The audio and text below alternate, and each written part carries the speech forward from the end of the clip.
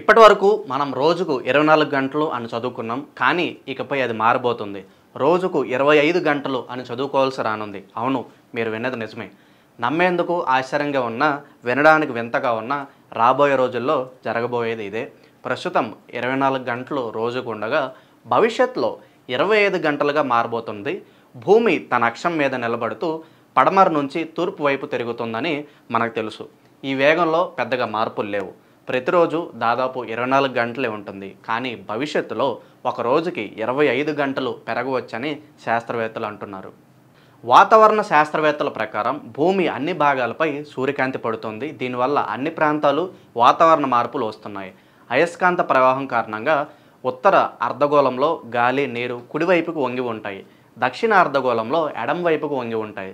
ఈ కారణంగా వాతావరణం, సముద్ర ప్రవాహాలు మారుతున్నాయి. భవిష్యత్తులో భూమి తిరిగే వేగం తగ్గుతుందని, అందువల్ల రోజుకు 25 గంటలు ఉంటాయని శాస్త్రవేత్తలు చెప్తున్నారు. చంద్రుడి ప్రభావం, సముద్రాల అలలు, వాతావరణ మార్పులు ఇందుకు కారణమవుతాయి అంటున్నారు. మామూలుగా రోజువారీ భూమి వేగం తగ్గుతున్న విషయం మనకు తెలియదు.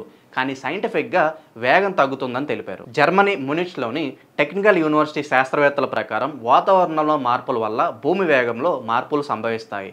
ఇప్పుడున్న వేగం మారితే రోజు నిడివి కూడా మారవచ్చని అంటున్నారు. భూమిలో 20 అడుగుల లోతులో ఉంచిన రింగ్ లేజర్ టెక్నాలజీతో శాస్త్రవేత్తలు ఈ మార్పులను అంచనా వేస్తున్నారు. భూమిపై ఒక రోజుకి 25 గంటలుగా మారే మార్పు రావడానికి కొన్ని సంవత్సరాలు పట్టవచ్చని శాస్త్రవేత్తలు చెప్తున్నారు. 14 లక్షల సంవత్సరాల కిందట భూమిపై ఒక రోజు అంటే 18 గంటల 41 నిమిషాలు.